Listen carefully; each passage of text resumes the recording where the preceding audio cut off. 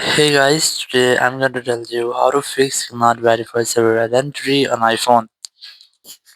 If you're using any iPhone and you're facing this type pop-up issue again and again that your cannot verify server identity, the identity of and then your mail address cannot be verified. So let's see some possible fixes for this. So the very first thing, you just have to go back and you have to make sure that you have disabled the strongest network connection.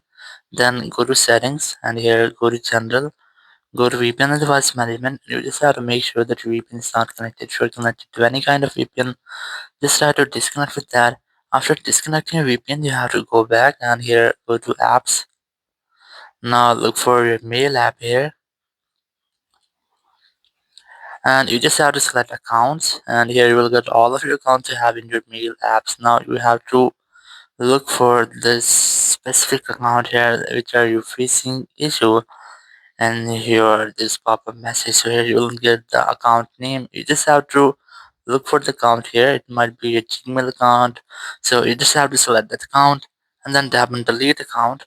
So once you have deleted your account, you have to re-log in your account in your mail apps. Once you have re-logged in, your issue must have to be fixed.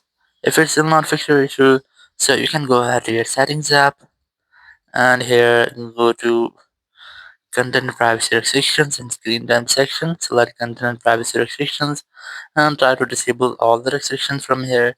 Then go back and here go to general section and here go to date and time section, and you just have to disable this toggle first and select your own time zone in which you're living.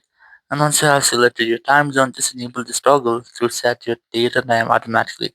And once you have set your date and time automatically, you will not get this issue again. Thank you very much for watching the video. Until next video, bye bye.